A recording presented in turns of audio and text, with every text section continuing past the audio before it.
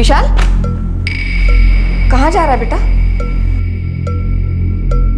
कुछ जवाब तो दे, कहाँ जा रहा है? रात को 2 बजे तो घर आया है तू, 12 बजे तक सोया था, ना नाश्ता किया है ना कुछ, ऐसे ही बाहर जा रहा है।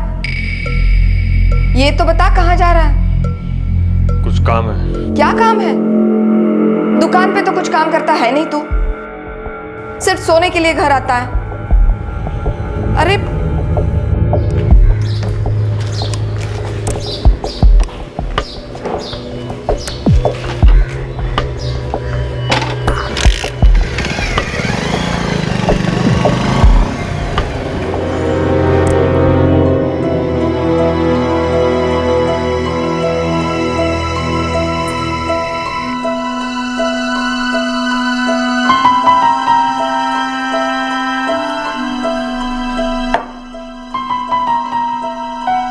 कुछ बिना बोले ही चला गया।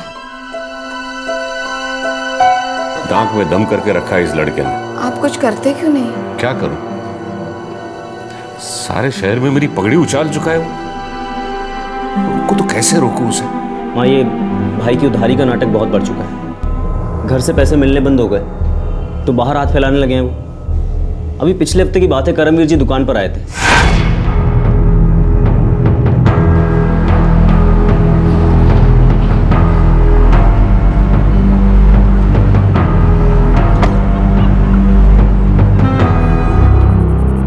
जी बोली करमवीर जी।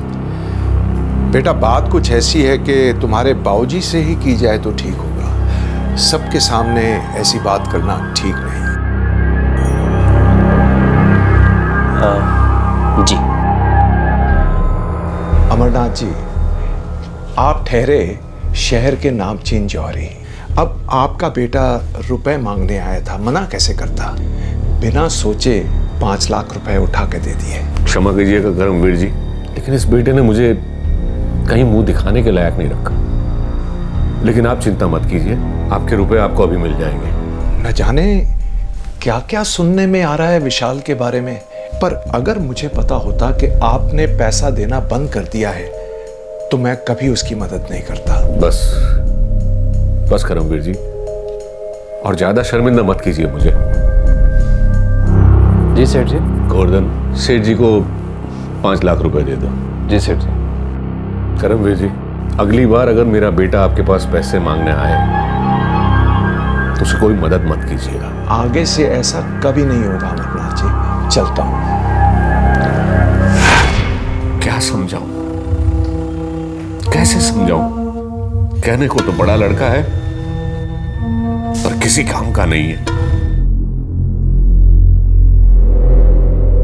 एक अमीर बाप जिसका अपने शहर में नाम है, इज्जत है, अपने बड़े बेटे की करतूतों से परेशान था। बेटा कोई 15-16 साल का नहीं, 30 बरस का जवान था, नशे का आदी था। माँ बाप और छोटे भाई सबके लिए विशाल को यह समझाना बहुत मुश्किल था कि वो अपनी जिंदगी बर्बाद कर रहा है। और एक दिन विशाल दोपहर में घर से बाहर निकला और अगले दिन सुबह तक घर नहीं लौटा।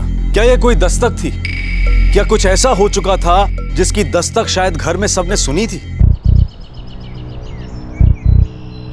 नहीं माँ जी, विशाल भैया तो रात को घर आए ही नहीं।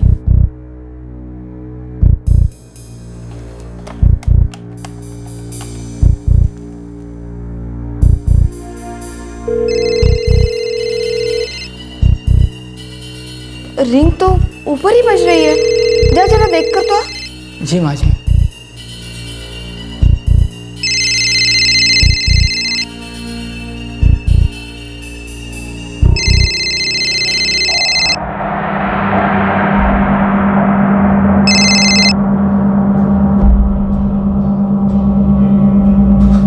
माँ जी, विशाल भैया तो फोन घर पर ही छोड़ गए। क्या?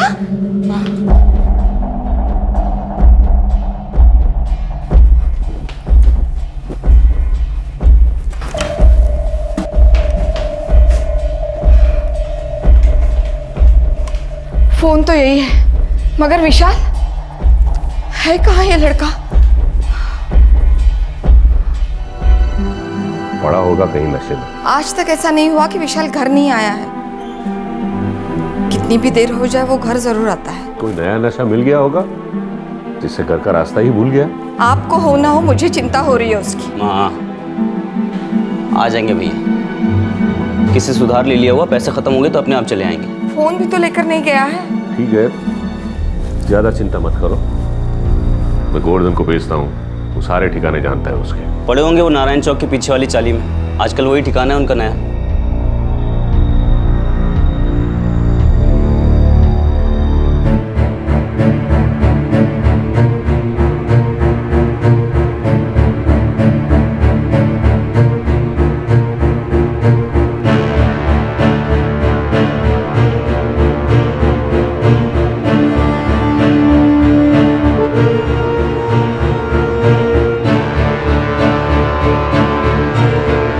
वीरेन, अब मुझे चिंता होने लगी। वो वहां भी नहीं है जहाँ हमेशा जाता है, कहीं कुछ हो न गया हो। और क्या बुरा होना है, जितना बुरा होना तो हो चुका है। कैसी बातें कर रहे हो वीरेन, बड़ा भाई है वो तुम्हारा।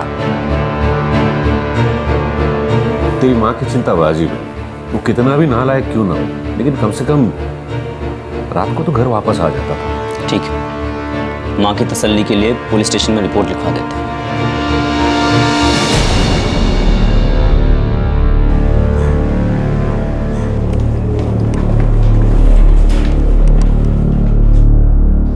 सर सच कहूँ तो विशाल भैया नशे के आदी थे, ड्रग्स, दारू, कुछ भी।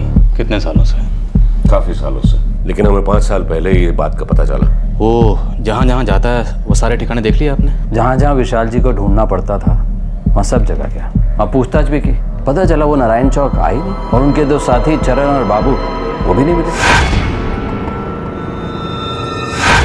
चरण और बाबू, ये दोनों भी नशेड़ी हैं? जी साहब, विशाल जी हमेशा उन्हीं के साथ रहते थे।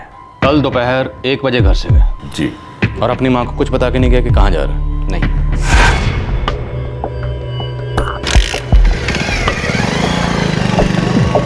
और अपना फ़ोन घर पर ही छोड़ के गया? जी, माँ ने सुबह फ़ोन लगाया तो फ़ोन घर पर ही था, शायद भूल गया होगा। सिंह, फ़ोन की लोकेशन पता करो, वेरीफाई करो कि फ़ोन रात को घर पर ही था या वो रात को बाहर से घर पर कहीं आया और उसके बाद कुछ हुआ। सर एक बात है जो मैंने अब तक किसी को बताई नहीं। क्या? विशाल जी कल दोपहर 1:30 बजे दुकान पर आए थे। विशाल दुकान पर आया था? जी सेठ जी। ये बात तुमने अब तक छिपाई? गोल्डन, कल से अब तक तुम कुछ बोले ही नहीं। सेठ जी, विशाल जी को रुपयों की जरूरत थी।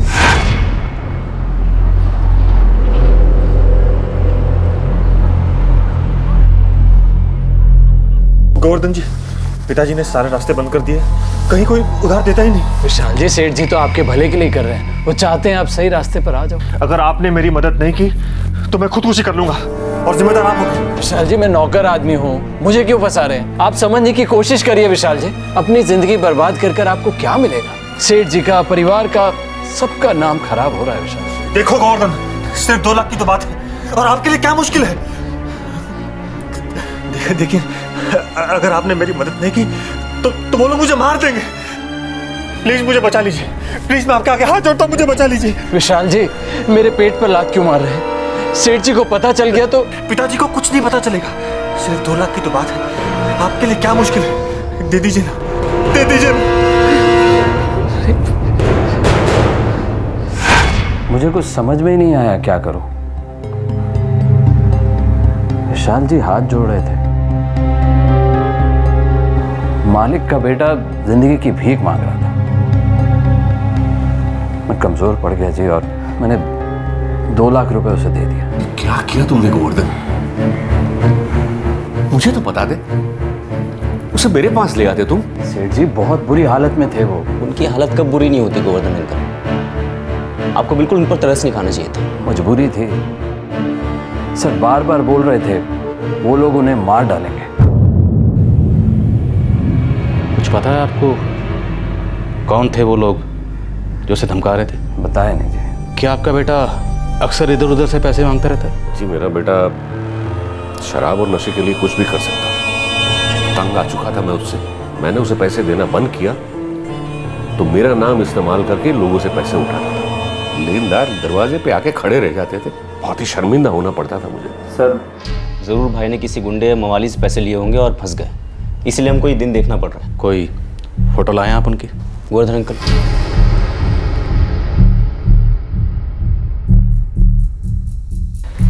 आप एक काम करें, शाम तक इंतज़ार कीजिए, हो सकता है वापस आ जाए। तब तक हम ये तस्वीर सारे पुलिस स्टेशन में भेज देते हैं।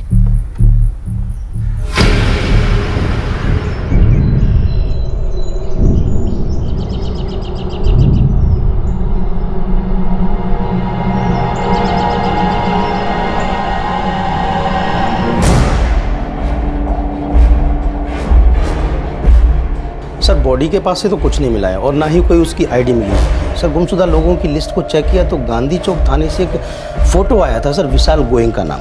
सर ये लाश के चेहरे से मिला। गांधी चौक थाने को खबर कर दो। जी सर।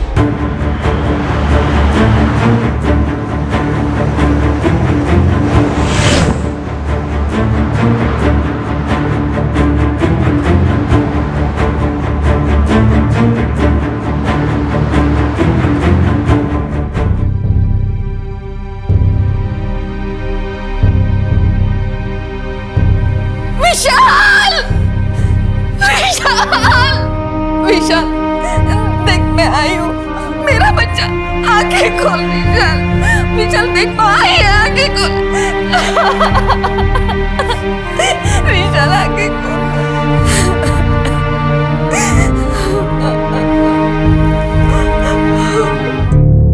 हाईवे के पास लाश मिली। आइडेंटिफिकेशन तो कुछ था नहीं, पर आपके थाने से 1 घंटा पहले जो फोटो आई थी हमारे पास, उससे पता चला कि लाश विशाल गोयंका की है। ये गोली देसी कट्टे से चली हुई है। हाँ, सिर्फ एक गोली मिली है बॉडी में। पॉइंट ब्लैक रेंज से फायर किया है, हार्ट की आर्टरी फट गई,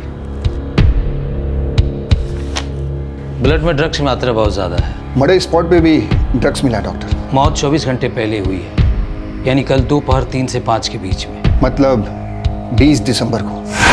हमारे पास दर्ज रिपोर्ट के मुताबिक विशाल दोपहर को 1 बजे घर से निकला और आधे घंटे बाद यानी 1:30 बजे उसने दुकान से 2 लाख रुपए उठाए। देखो गोवर्धन, सिर्फ 2 लाख की तो बात है और आपके लिए क्या मुश्किल है। और मौत हुई दोपहर 3 से 5 के बीच में। विशाल पैसे लेने के बाद गांधी चौक से दामोदर नगर गया, जिसके बीच की दूरी 25 किलोमीटर है। लेकिन बॉडी के पास से कोई कैश नहीं मिला है। एक्चुअली विशाल को किसी के पैसे लौटाने थे और उसे पैसे लौटाने के लिए धमकियां मिल रही थी। 2 लाख रुपए कैश थे विशाल गोयंका के पास। और खून भी एक देसी कट्टे से हुआ है सर। पैसे के लिए हुआ होगा। देसी कट्टे का इस्तेमाल हुआ है, मतलब पेशेवर मुजरिम का हाथ है। सर ये भी तो हो सकता है किसी दोस्त का हाथ हो, जैसे वो चरण और बाबू। या तो उन्होंने विशाल को मारा या फिर उन्हें पता है क्या और क्यों हुआ है। उठा लो दोनों को और ड्रग रिंग से जुड़े हर उस आदमी को उठा लो जिस पर जरा सा भी शक है।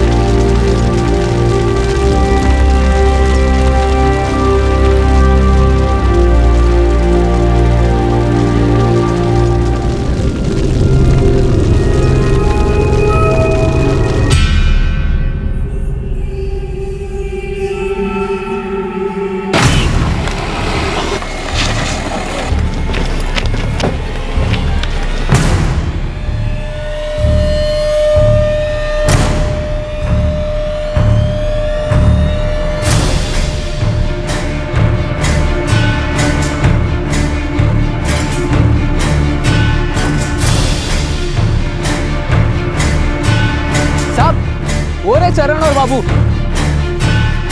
बड़े गांजा मार के हमेशा इधर ही पड़े रहते हैं। चलो पकड़ो उन्हें, चलो उड़ा इन लोगों को।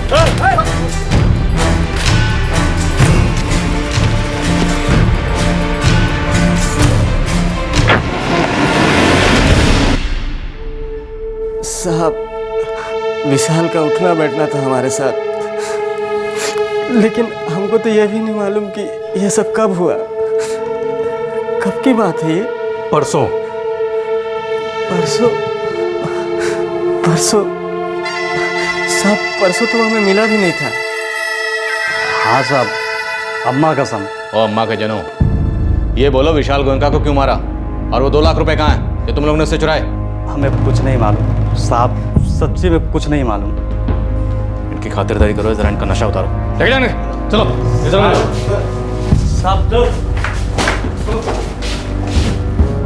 बंसी विभूषित करा नवनीरदावत पीताम्बरधरुणिबिम्ब फलाधरोष्ठान पूर्णेन्दु सुंदर मुखा रविबिंद्रनेत्रा कृष्णात् परं किमपि तत्तमहं न जाने।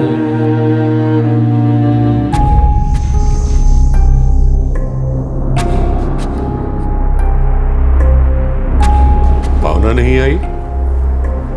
वो शमशान से ही चली गई।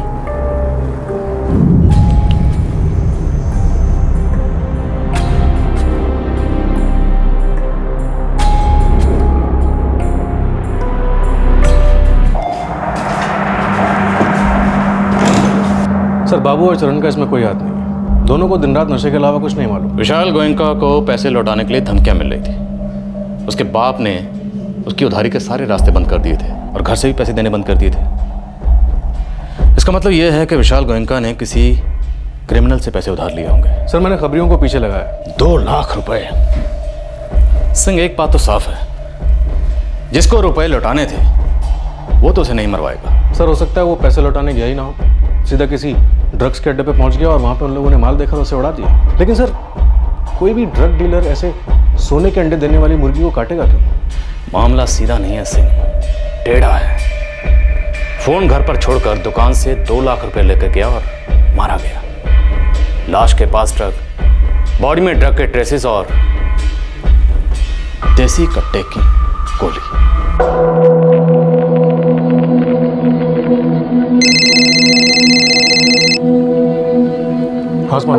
हाँ साहब, सुपारी वाला मामला हो सकता है साहब, पर अभी तक कुछ पक्का नहीं है। हाँ, पर एक खबर है जो शायद आपके काम की हो सकती है। क्या? ये विशाल गोयनका है ना, उसकी बीवी उसे छोड़ के जा चुकी है। कुछ तो गड़बड़ है इन दोनों के बीच। मुझे शक है कि घर के अंदर का भी एंगल है और हम लोग सिर्फ बाहर का एंगल देख रहे हैं। सिंह, कहीं ऐसा तो नहीं घर के अंदर कुछ गड़बड़ है और ये लोग हमसे कुछ छुपा रहे हैं?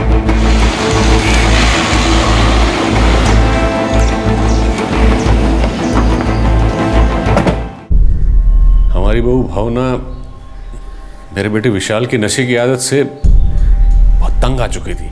ये हमारा पर्सनल मैटर है और हमें नहीं लगता कि विशाल भैया की मौत में भावना का कोई हाथ होगा। मौत नहीं, murder. Mister Viren Goenka murder. मानता हूं आपका भाई भटक गया था और उसके भटकाव का उसके कत्ल से बहुत गहरा ताल्लुक है। इंस्पेक्टर साहब, मेरा भाई दुकान से 2 लाख रुपए लेकर गया था। न जाने कहाँ कहाँ उधारी करता फिरता था, कैसे कैसे लोगों के साथ उसका उठना बैठना था। उसके नशेड़ी दोस्त उसके पैसे का फायदा उठा रहे थे, समझ सकता हूँ। 2 लाख रुपए बहुत होते हैं, मानता हूँ, पर उससे कहीं ज्यादा फायदा किसी और को हो सकता है।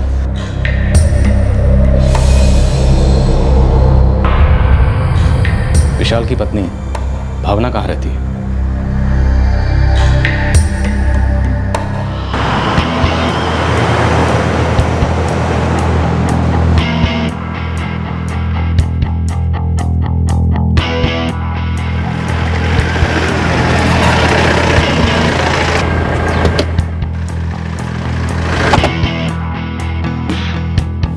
मनमुटाव था।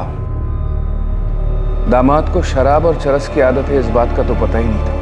बेटी को पता चला शादी के बाद। जब उसके बर्दाश्त की हद हो गई तो वो उसे छोड़कर वापस आ गई। आपकी बेटी से बात कर सकता हूँ?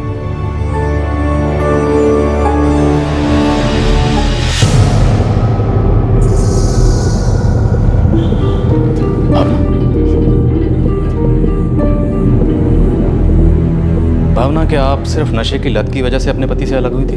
जी। 5 साल पहले शादी हुई और 2 साल बाद आप अलग हो गई। उन 2 सालों में आपने कभी विशाल से बात करने की कोशिश की, उन्हें समझाने की कोशिश की? एक बार नहीं, बहुत बार की, पर कोई फायदा ही नहीं हुआ।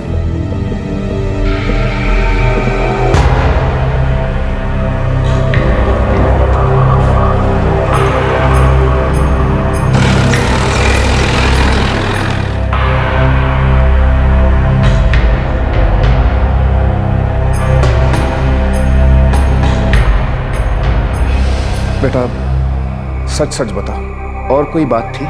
नहीं पापा। बेटा मैं जानता हूं कि तुम मुझसे सच नहीं बोल रही हो। तुमने आज तक इस रिश्ते के बारे में मुझसे कभी सच नहीं कहा।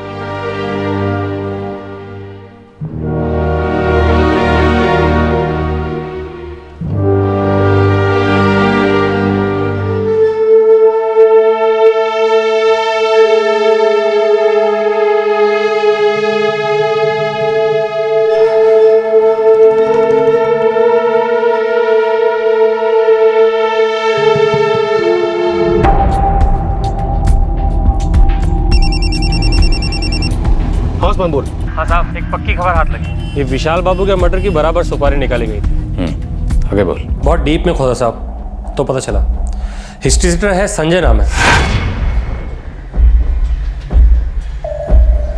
अपने यही केवड़िया थाने में ही रिपोर्ट है बंदे की। अभी तो अंडरग्राउंड है साहब, पर उसी बंदे को सुपारी मिली थी, पर उस बंदे ने मना कर दिया साहब। मना कर दिया? क्यों साहब? अभी ये तो नहीं मालूम। विशाल गोयनका की पत्नी भावना के सेल रिकॉर्ड्स निकालो, हो सकता है उससे कुछ पता चले। और हाँ साहब, एक और अंदर की खबर है, उसकी बीवी ने उसे सिर्फ चरस और गांजे की वजह से नहीं छोड़ा, कुछ और भी लफड़ा था। कैसा लफड़ा? साहब अभी लफड़ा क्या था ये तो नहीं मालूम, पर हाँ कुछ लफड़ा था जरूर। सर विशाल की बीवी भावना के फोन रिकॉर्ड चेक किए, उसमें कुछ नहीं मिला। इसका मतलब कोई और लफड़ा है, लेकिन लफड़ा क्या हो सकता है? कोई दूसरी औरत या आदमी?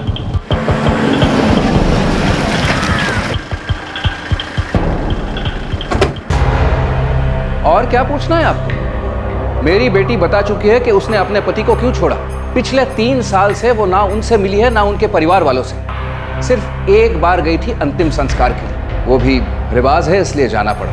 आपकी बेटी ने कभी भी अपने पति से कांटेक्ट नहीं किया, ये रिकॉर्ड्स हैं हमारे पास, हम जानते हैं ये सच है। हमें इनसे सिर्फ ये जानना है कि ये क्या छुपा रही हैं। क्या इनके पति का किसी दूसरी औरत के साथ चक्कर था, या फिर कुछ और बात है जो आप जानते हैं हम नहीं जानते? क्योंकि अगर वाकई कोई और बात है तो हमारे लिए उस बात को जानना बहुत जरूरी है। एक बात पक्की है, आपने सिर्फ नशे की आदत की वजह से अपने पति को नहीं छोड़ा, राइट?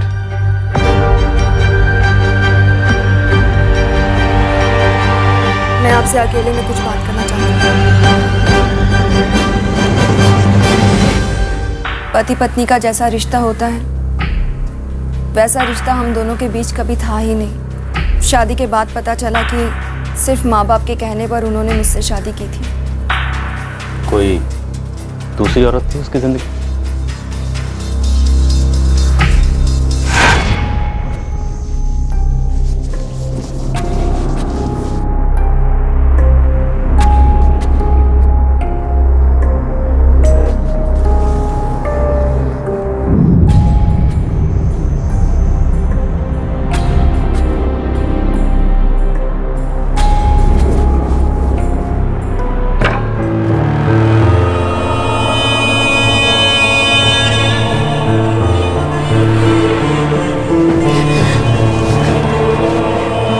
शादी क्यों की मुझसे?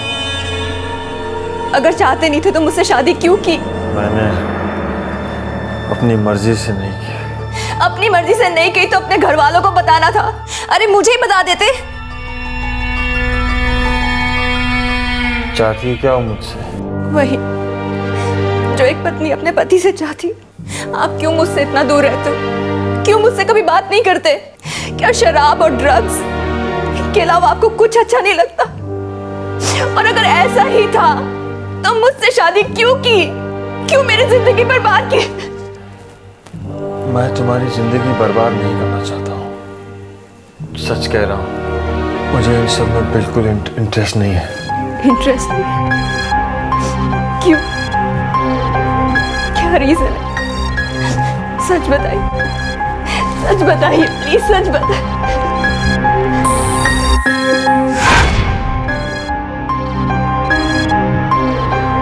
क्यों इंटरेस्ट नहीं था विशाल को? उन्हें औरतों में दिलचस्पी नहीं थी। ये बात मैं किसी से कहना नहीं चाहती थी, अपने घर वालों से तो बिल्कुल भी नहीं। वो ड्रग एडिक्ट थे, यही वजह काफी थी उनसे अलग होने की, और मैं अलग हो गई।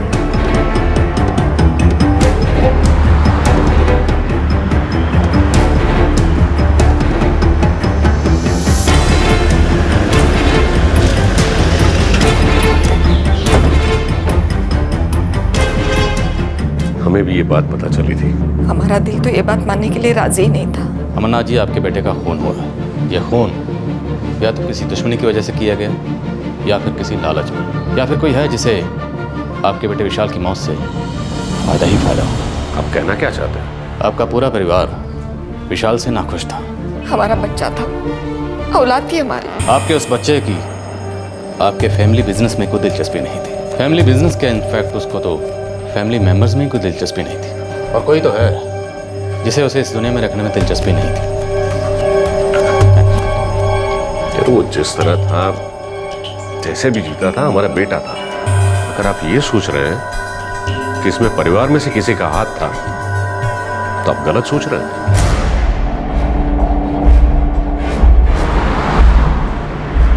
इस गोयनका फैमिली के अंदर बाहर की सारी डिटेल्स ढूंढ निकालो। कोई नहीं बचना चाहिए, माँ बाप भाई कोई भी। कोई ऐसी बात नहीं होनी चाहिए जो हमें ना पता हो। यस सर, घर का ही कोई है जो ये गेम खेल चुका है, पक्का है।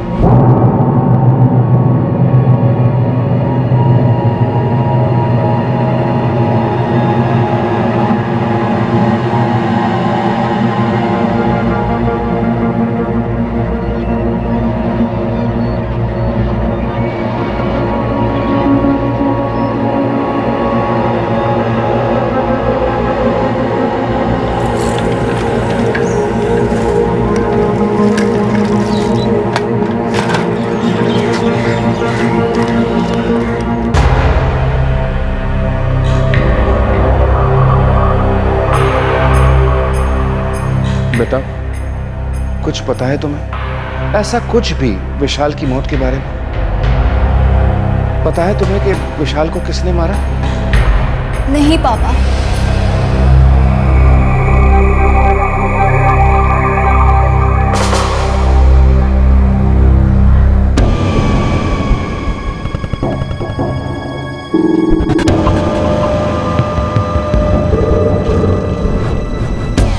हाँ साहब, संजय यहाँ पर है, गुलबहार रेस्टोरेंट में साहब, ये सेवादान रोड पर साहब।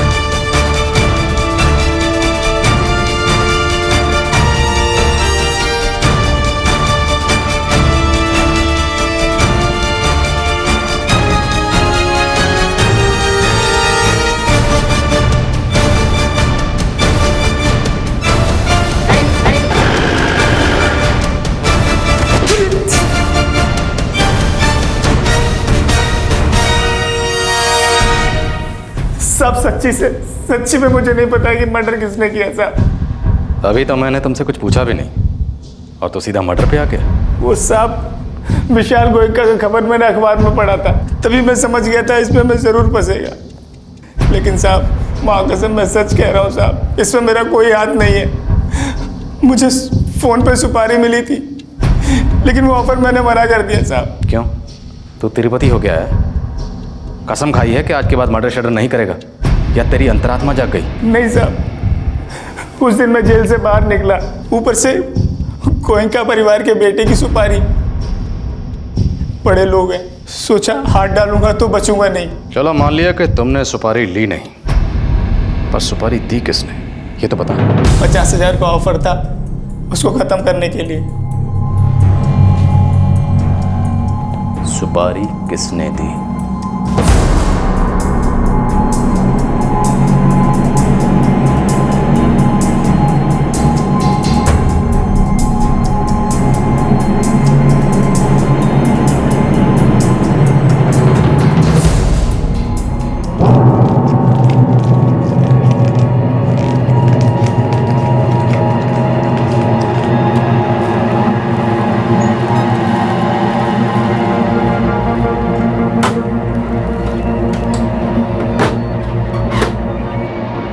सेठ जी, पुलिस को पता चल गया कि विशाल जी को मारने की सुपारी दी गई थी।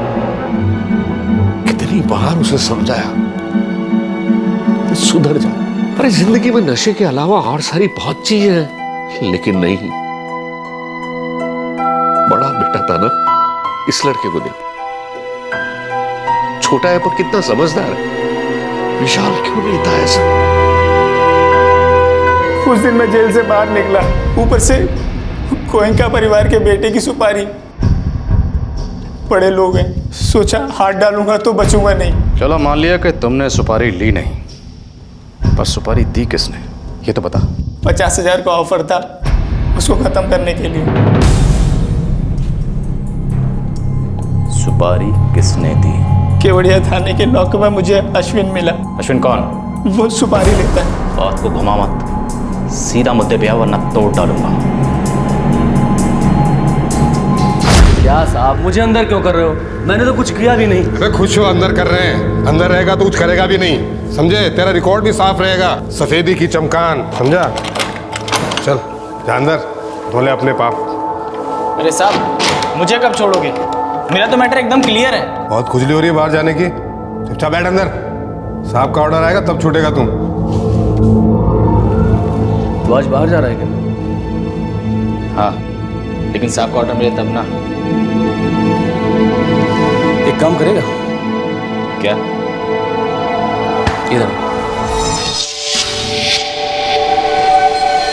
बोल। देख, मुझे एक काम करना था लेकिन मैं तो अंदर हो गया। तो तू करेगा? अच्छा माल मिलेगा। काम क्या है और माल कितना मिलेगा? देख, तुझे बाहर जाकर एक फ़ोन करना है बस। और काम क्या है? तू फ़ोन तो कर, सब पता चल जाएगा। अश्विन ने मुझे एक फ़ोन नंबर दिया था, बाहर आकर उसको फ़ोन लगाया।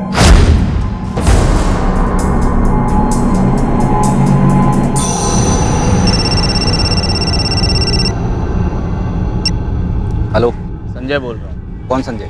वो अश्विन है ना, वो बोला तुमको फ़ोन करने को। वो किधर है? वो अंदर गया और मैं बाहर आने वाला था, इसलिए उसने मेरे को बोला तुमको बोलने के लिए कि वो काम नहीं कर पाएगा। अब वो काम मैं करूँगा। तू करेगा? काम क्या है और तुम कौन हो? मैं कौन हूँ इससे तुझे क्या? काम सुन, एक आदमी को टपकाना है। किसको? विशाल गोयन का नाम है। आज दोपहर इधर दामोदर नगर में आने वाला है। गोयन का बोले तो जौहरी वाला कनेक्शन है क्या? तुझे उससे क्या लेना देना? तू आम खा, पेड़ मत गिन। करेगा? नहीं भाई, अपने को इस लफड़े में पड़ने का नहीं है, और वैसे ही मैं मर्डर का डील करता नहीं हूँ।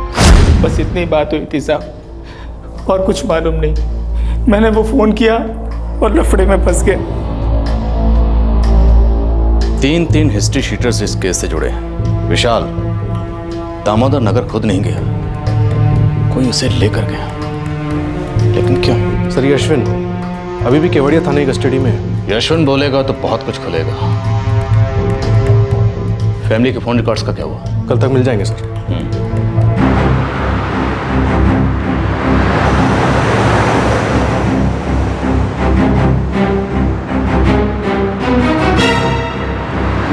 चल। कौन, मैं? हाँ तू ही, और कौन? क्या साहब, छोड़ रहे हो क्या? नहीं, धुलाई करनी है तेरी। अबे चल। संजय को किसका नंबर दिया था? किससे बात करने के लिए बोला था? कपिल नारायण साहब। कौन कपिल नारायण? साहब वो छोटा मोटा सुपारी लेता है साहब। कोई फालतू स्टोरी मत बनाना वरना तेरे दांत तोड़ दूंगा। बोल, ये कपिल नारायण कौन है और इसने विशाल गोयनका की सुपारी क्यों दी थी? साहब मैं सच बोल रहा हूँ, मुझे इतना ही पता है। वो कपिल नारायण ने कहा था कि विशाल गोयनका दामोदर नगर आएगा और उसको वहीं उड़ाना है साहब। 25? दिमाग खराब हो गया क्या? मुझे 50 मिलेगा। आगे समझ रखा क्या मुझे? देख, विशाल गोयनका इस शहर के सबसे बड़े जौहरी का बेटा है और 1 लाख से कम तो तू लेगा नहीं, इसलिए 50 से कम में काम नहीं करूँगा। ठीक है, 50 मिलेगा और काम 20 दिसंबर को होना चाहिए। कहाँ? यहाँ दामोदर नगर में। कोई विशाल को इधर लाएगा, ठीक है? काम होने से पहले 25 सुबह मैं तुझे देगा, बाकी काम होने के बाद 25। और कट्टा? कट्टा कौन देगा? देखो कट्टे का इंतजाम तुम्हें करना पड़ेगा, मैं झमेले में पड़ने वाला नहीं हूँ, ठीक है? बस साहब इतनी ही बात हुई थी साहब। मुझे नहीं पता कि विशाल गोयनका को उधर कौन लाने वाला था साहब। मेरी तो हाजिरी थी, कोई चोरी वोरी हुई थी, उस चक्कर में मुझे अंदर कर दिया। मैं तब से अंदर ही हूँ साहब।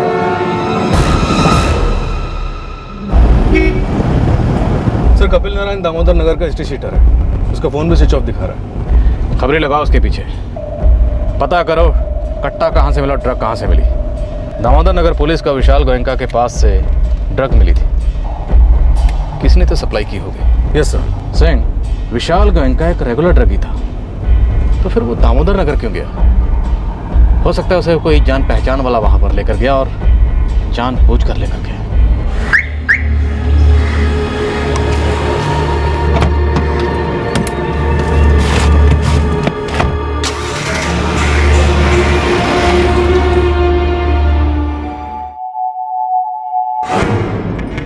माँ जी, माँ जी, मैं दुकान जा रहा हूँ, डब्बा दे। ठीक है।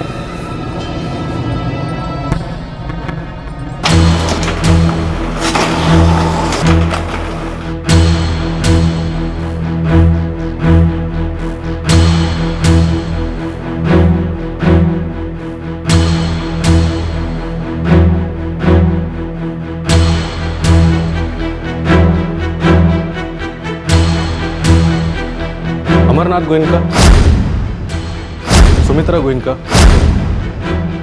और वीरेन गोयनका, तीनों के फोन रिकॉर्ड से ऐसा कुछ नहीं मिला जिस पे जरा सा भी शक। कोई ऐसी बात, कोई ऐसा कॉल नहीं है जिस पे उंगली उठ सके। विशाल गोयनका की पत्नी भावना, उसके फोन रिकॉर्ड से भी कुछ नहीं मिला।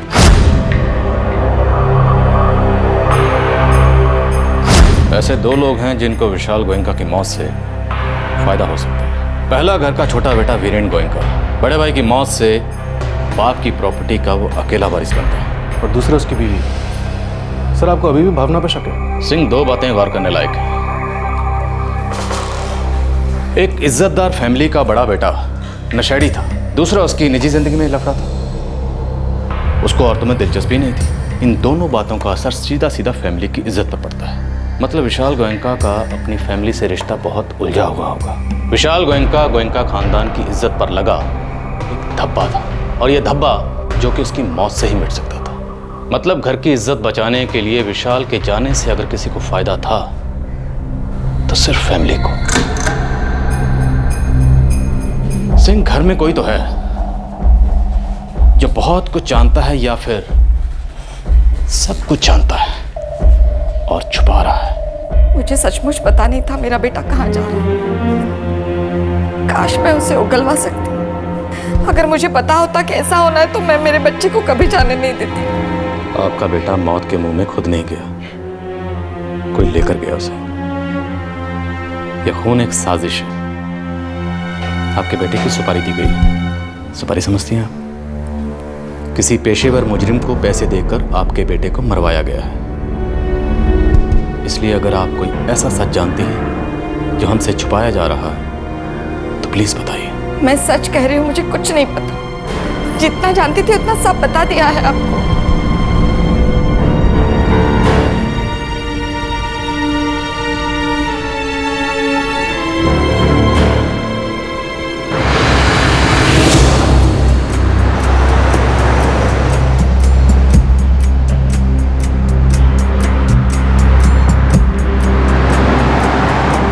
क्यों झूठ बोलूंगा साहब? 27 साल से सेठ जी के साथ काम कर रहा हूं, उन्हीं का नमक खाया। उनके बड़े बेटे विशाल जी कई बार मुझसे पैसे ले जा चुके हैं, वीरेन भी लेता रहता है। बच्चे थे तब से देखा है उन्हें साहब, अंकल कहते हैं मुझे। गोवर्धन जी, इसका मतलब यह है कि आप गोयनका परिवार के फैमिली मेंबर की तरह हैं। जी। अब ये बताइए कि विशाल गोयनका के मरने से सबसे ज्यादा फायदा किसको हुआ होगा? गोवर्धन जी, गोवर्धन जी, सवाल तो समझ में आया ना? बड़ा अच्छा परिवार है साहब, इज्जत वाले लोग हैं। उनमें से कोई भी ऐसा काम क्यों करेगा साहब?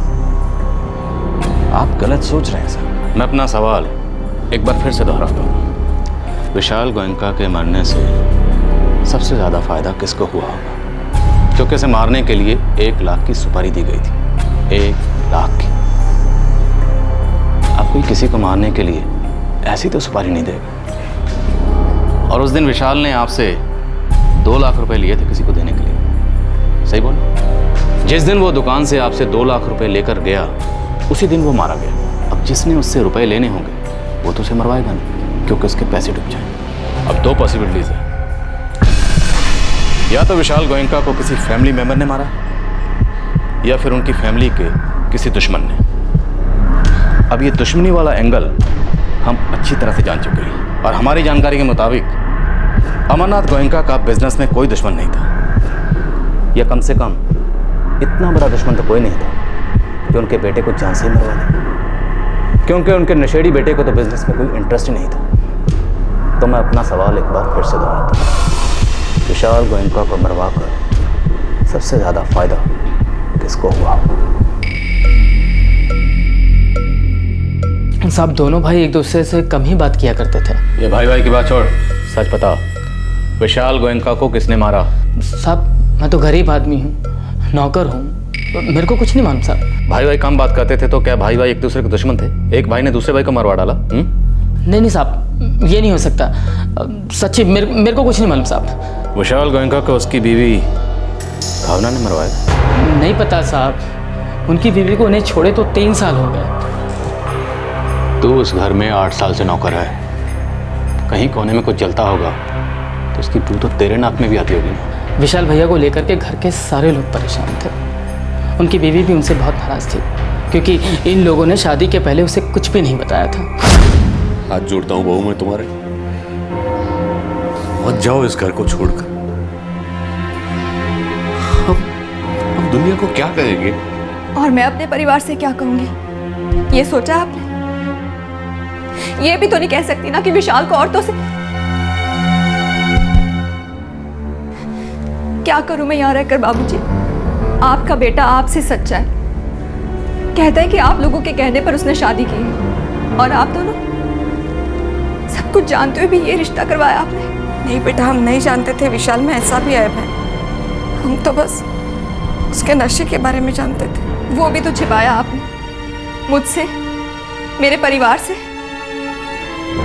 बेटा हमें ये उम्मीद थी कि शादी के बाद में सब कुछ ठीक हो जाएगा, और आपकी इस उम्मीद में मैं सूली चढ़ गई बाबूजी। आपने ये भी नहीं सोचा कि मेरी जिंदगी का क्या होगा। सॉरी बाबूजी, मैं आप लोगों का दिल नहीं दुखाना चाहती, लेकिन मुझे लगता है कि आप दोनों ने मेरे साथ धोखा किया। मुझे गुस्सा उन पर नहीं, गुस्सा मुझे आप पर आता है।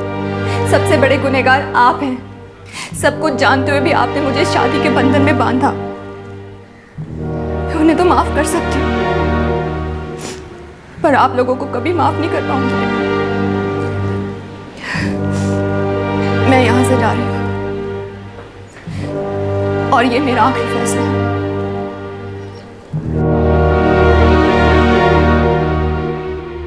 साहब मेम साहब को गुस्सा भैया पे नहीं था, बाकी सब पे था, फिर भला वो क्यों मारेंगे उन्हें?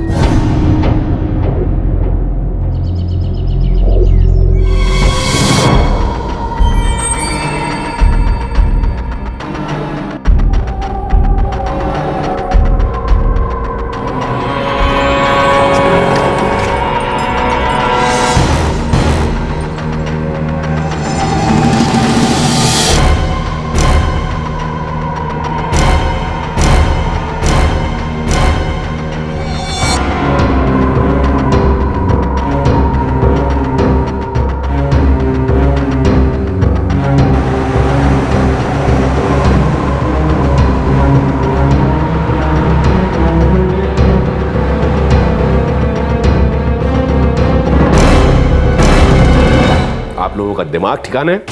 आप लोग मेरी बीवी से, मेरे नौकर से, मेरे मैनेजर से पूछताछ कर रहे हैं। सर हम अपना काम कर रहे हैं, हम हर उस आदमी से पूछताछ करेंगे जो आपके बेटे, सुना, जो आपके बेटे के बारे में इतनी सी भी बात जानता है जिससे हमें ये पता चले कि उसका कत्ल क्यों हुआ, कैसे हुआ। आप लोग मेरी और मेरे परिवार की इज्जत की धज्जियां उड़ा रहे हैं। सर हम अपनी ड्यूटी कर रहे हैं, आपके बेटे का खून हुआ है और उसके खूनी को ढूंढना हमारा फर्ज है। तो जाइए ढूंढिए खूनी को।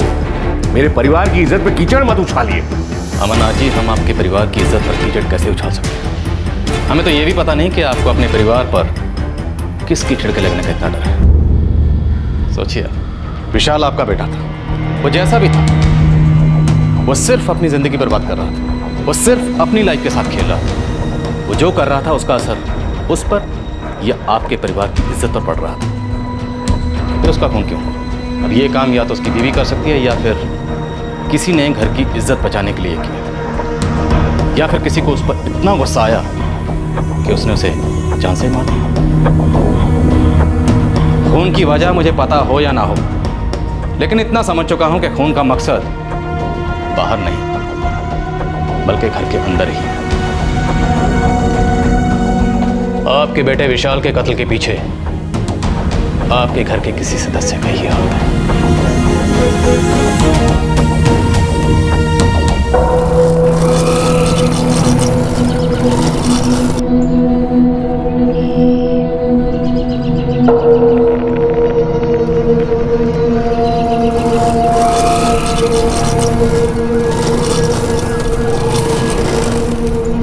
उस साइड में एक चीकू का बाग है। हाँ तो क्या है उधर एक खंडहर है। अबे सीधे सीधे पॉइंट पे आना। उस खंडहर में एक छोटा सा झोपड़ा है, उधर नाइक मिलेगा, उसको मालूम है।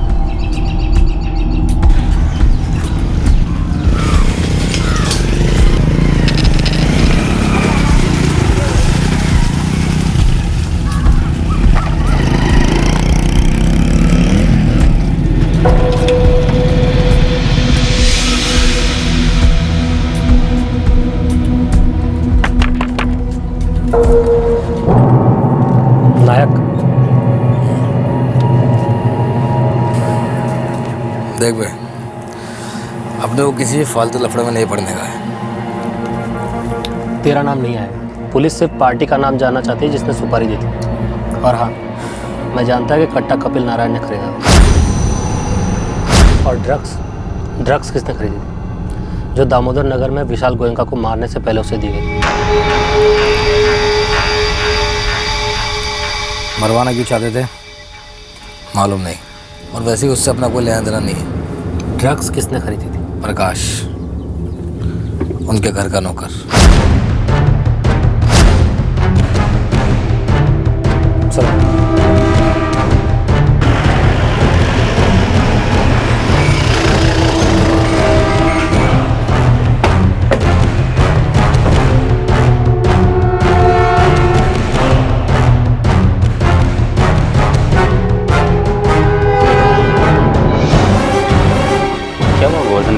पुलिस ने प्रकाश को हिरासत में ले लिया।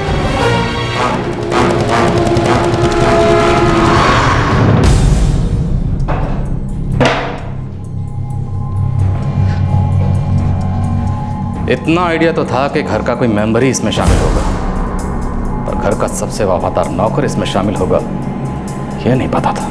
चल, अब ज्यादा नाटक मत करना और झूठ बोलने की कोशिश मत करना, क्योंकि तेरे सेल रिकॉर्ड्स हमारे पास हैं। मर्डर की दोपहर 2:30 से 5 बजे तक तेरी हर मोमेंट की खबर हमारे पास है। पहले तू तीरथ सर्कल गया जो गोयनका निवास के पास है। हमें शक है वहां से विशाल गोयनका को अपने साथ लेकर फिर तू दामोदर नगर गया, क्योंकि तू उस वक्त दामोदर नगर के उसी इलाके में था जहां पर विशाल गोयनका का मर्डर हुआ। अब सच की उल्टी कर डाल, वरना तेरे हलक में हाथ डालकर पूरा सच बाहर निकालूंगा।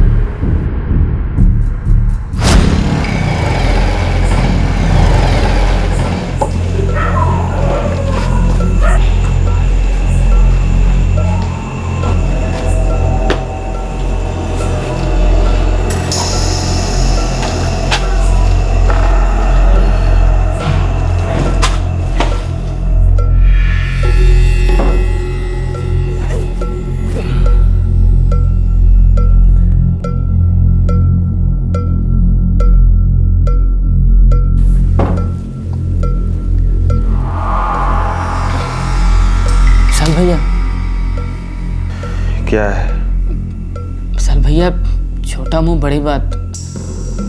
मेरे को जरा भी अच्छा नहीं लगता। आप ये नशा पाने के लिए इधर उधर मारे मारे घूमते रहते हो। अब क्या इस घर के नौकर का भी भाषण सुनना पड़ेगा? अरे नहीं नहीं, ऐसी बात नहीं विशाल भैया। मेरी क्या औकात है जो मैं आपको भाषण दूँ? मैं तो सिर्फ आपकी मदद करना चाहता हूँ। मेरे को मालूम है बड़े मालिक आजकल आपको पैसे नहीं दे रहे। विशाल भैया, मेरे पास एक रास्ता है। एक चरस गांजा बेचने वाले को मैं जानता हूँ। मेरा कर्जा है उसके ऊपर और वो दे नहीं पा रहा है। हाँ, लेकिन बदले में नशे का माल देने को राजी हो गया है। और वो भला मैं लेकर क्या करूँगा? मतलब मेरे किस काम का है ना विशाल भैया? आप चाहो तो रख लो, इसी बहाने मेरे पैसे भी वसूल हो जाएंगे। माल का है? एक दोस्त के घर पे बहुत सारा माल है। तो जाके लेके आओ उससे। अरे नहीं भैया, मैं खुद आपको वहाँ लेके चलूँगा। सच में बहुत सारा माल है। ठीक है, कल देखते हैं। कल दोपहर को चलते हैं, मैं लेके चलूँगा आपको। ठीक है।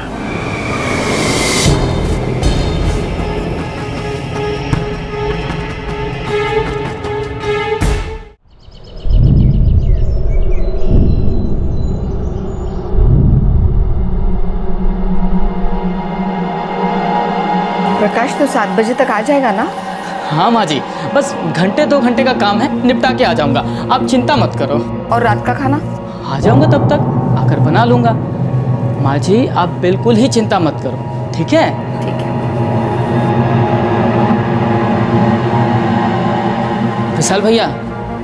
विशाल भैया मैं तीरथ चौक पे आपका रात देखता हूँ। जल्दी आ जाना। और हाँ, मोबाइल वोबाइल मत लाना।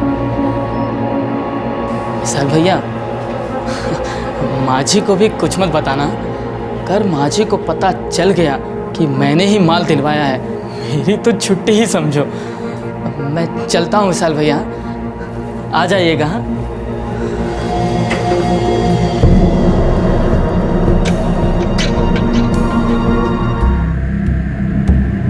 कुछ जवाब तो दे, कहाँ जा रहा है? कुछ काम है। अरे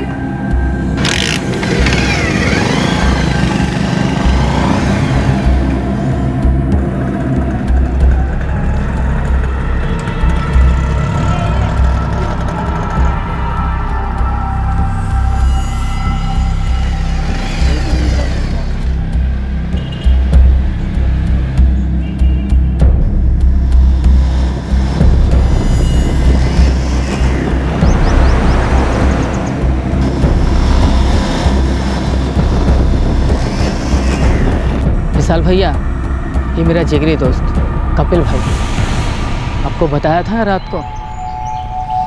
माल का है?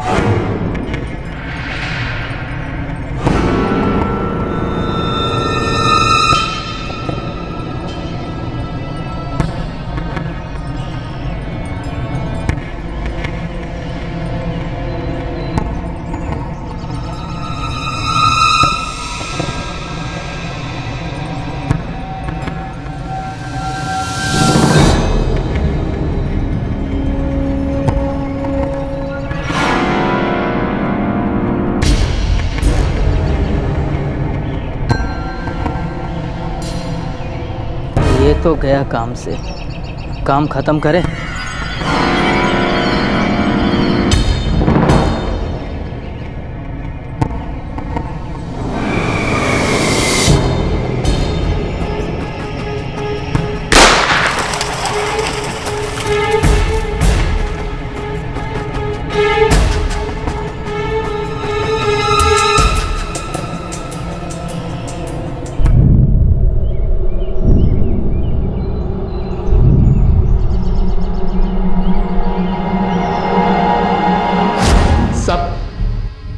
कपिल को मैं पहले से ही जानता था।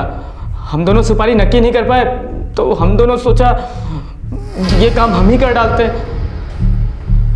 तेरे फोन रिकॉर्ड्स के हिसाब से तू 1:15 बजे तीरथ चौक गया, फिर वहां से दामोदर नगर गया। गोयनका निवास से गांधी चौक की दुकान का फासला 20 मिनट का, सिर्फ 20 मिनट। अब ये बता, विशाल गोयनका दुकान पर कब आया, उसने रुपए कब उठाए और वो रुपए कहाँ हैं? कहाँ हैं वो 2 लाख रुपए? सब विशाल भैया तो रुपए लेने गए ही नहीं, उनके पास तो रुपए थे ही नहीं। फिर गोवर्धन ने क्यों कहा कि विशाल रुपए लेने आया था? ये काम उन्होंने ही करवाया है।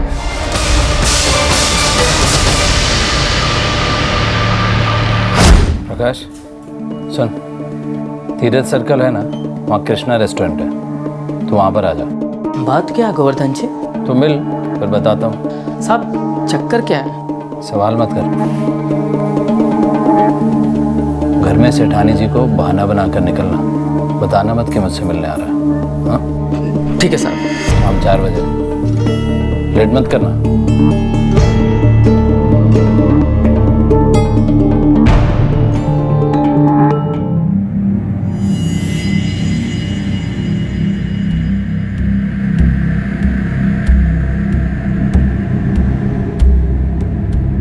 प्रकाश, तू किसी ऐसे आदमी को जानता है जो पैसे लेकर किसी की जान ले सके? ये आप क्या बोल रहे हो? जानता है या नहीं? मेरे को थोड़ा डर लग रहा है। 2 लाख मिलेंगे, सोच ले। काम क्या है, किसको ठिकाने लगाना है? विशाल जी का। खुद करना है खुद कर ले, किसी और से करवाना है वो भी देख ले। लेकिन आप ऐसा क्यों कर रहे हो? सवाल मत पूछ। 2 लाख मिलेंगे, करेगा?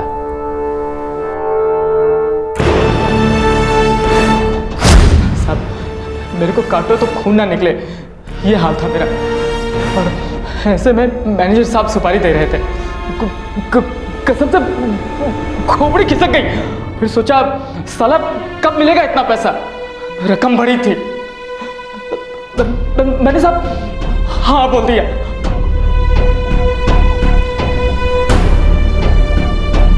गोवर्धन विशाल को क्यों मरवाना चाहता था? वो तो मेरे को नहीं मालूम, मैंने उसे पूछा भी था, पर उन्होंने कुछ नहीं बताया।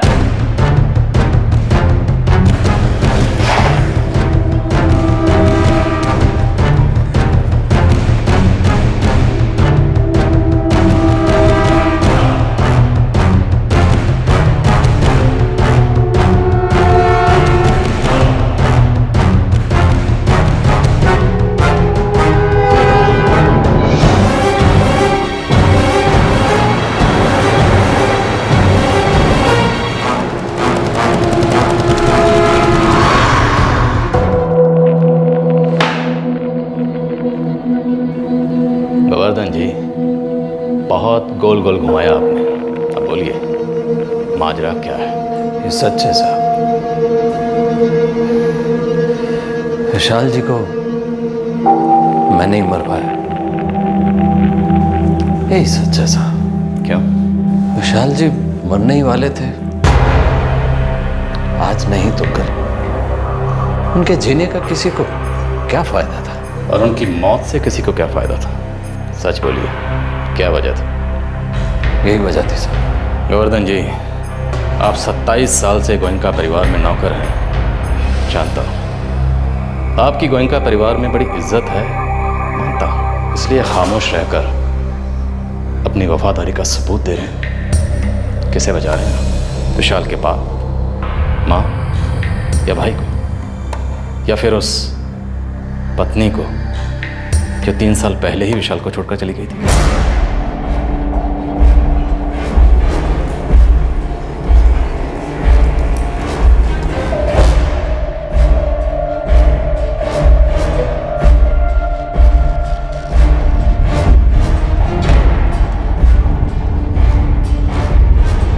प्रकाश, हमारा नौकर 8 साल से हमारे घर में काम कर रहा है, उसने विशाल का खून करवाया।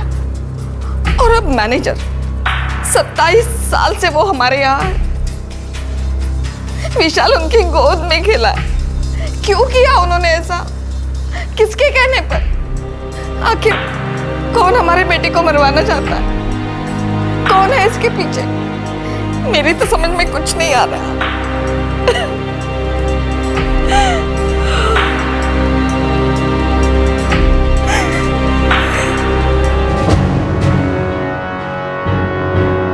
गोवर्धन जी, एक बेकसूर इंसान मारा गया है। मानता हूं उसका जीने का ढंग अलग था, मानता हूं वो कुछ ऐसा कर रहा था जिससे परिवार की इज्जत पर आंच आ रही थी, पर फिर भी किसी को क्या हक है कि उसकी जान ले ले?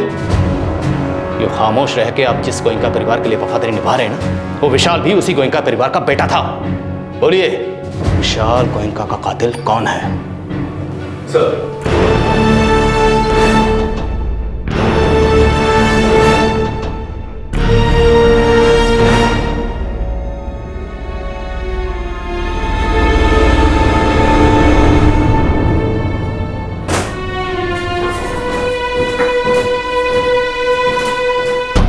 गोवर्धन मेरा सबसे वफादार आदमी है।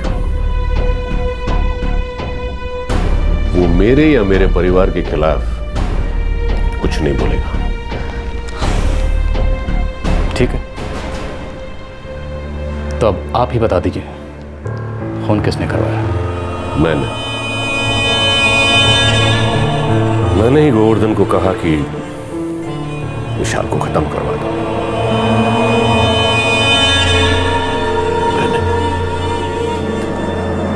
उसके बाप ने ही कहा कि उसे खत्म कर दो।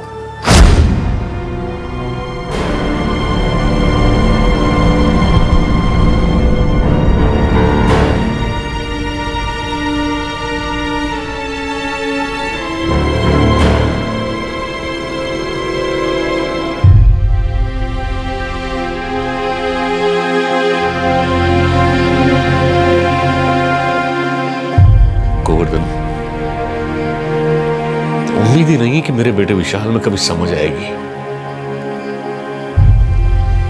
वो बदलेगा, ऐसा कभी होगा नहीं। पूरी तरह बर्बाद हो चुका है और उसके सुधरने की कोई उम्मीद मुझे नहीं दिखाई दे रही है।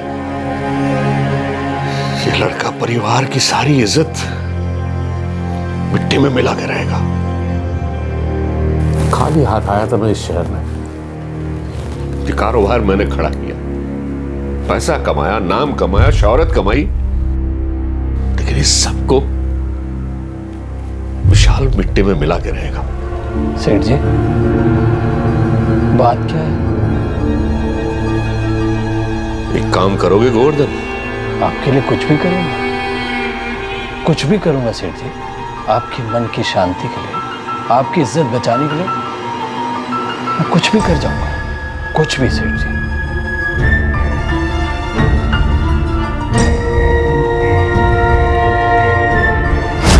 गोवर्धन ने तो वही किया जो मैंने उसे करने कहा।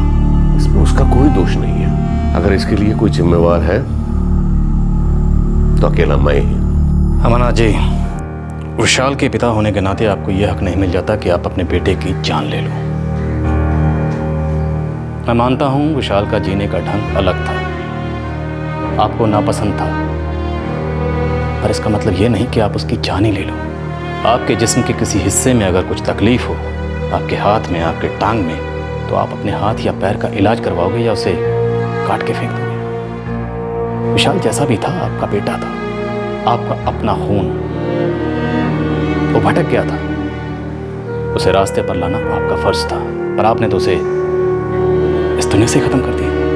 बहुत गलत किया अमरनाथ जी, आपने बहुत गलत किया।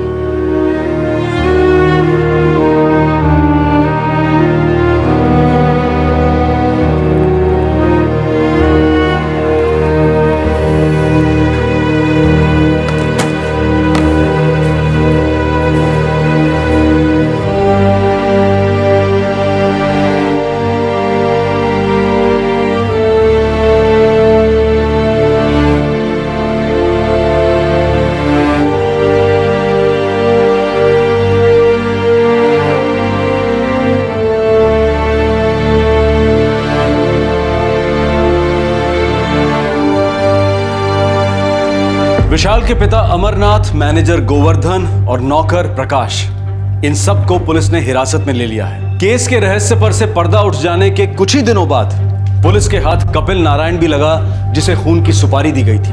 पुलिस चार्जशीट फाइल करने की तैयारी कर रही है। विशाल अपनी जिंदगी बर्बाद कर रहा था, और विशाल का परिवार उसकी वजह से एक लंबे अरसे से परेशान था। माँ लाख कोशिश करती रही कि बेटा सही राह पर आ जाए, पर उसका कोई फायदा नहीं हो रहा था। लेकिन सबसे ज्यादा असर पिता पर हो रहा था। उन्हें समाज में अपना नाम, अपनी इज्जत, अपनी प्रतिष्ठा के मिट्टी में मिल जाने का डर था। हम सब अच्छी तरह से जानते हैं कि नशा, चाहे वो किसी नशीले पदार्थ का हो या शराब का, एक नहीं कई जिंदगियां बर्बाद करता है। लेकिन ये बात वो इंसान नहीं समझ पाता है जो नशे का आदी हो चुका होता है। नशे पर पाबंदी लगाने से या कानून बना देने से ये समस्या हल नहीं होती। पाबंदी से आजादी पर ताला नहीं लगता, बल्कि बगावत का गुबार उठता है। फिर चाहे आजादी के रास्ते का अंत कितना ही दुखद क्यों ना हो। इस केस में समाज में एक पिता की प्रतिष्ठा की कीमत एक जवान बेटे को चुकानी पड़ी। ना सिर्फ नशा, बल्कि शारीरिक संबंधों को लेकर विशाल का सामाजिक मान्यताओं के खिलाफ जाना पिता से बर्दाश्त नहीं हुआ और परिवार की प्रतिष्ठा के लिए उन्होंने बेटे की जान ले ली। ये ना तो कोई उत्तर था और ना ही किसी समस्या का समाधान। हमें कोई हक नहीं है कि हम किसी इंसान की जान लें, चाहे वो हमारी मान्यताओं, हमारी सोच के दायरे में फिट बैठता हो या नहीं। आपसे फिर मुलाकात होगी क्राइम पेट्रोल दस्तक में एक और नए केस के साथ। तब तक अपना ख्याल रखें, सुरक्षित रहें और याद रखें, अपने आप को किसी भी नशे का गुलाम न बनने दें। जय। इस तरह के और भी एपिसोड देखने के लिए हमारे चैनल को सब्सक्राइब करें और बेल आइकन दबाना ना भूलें।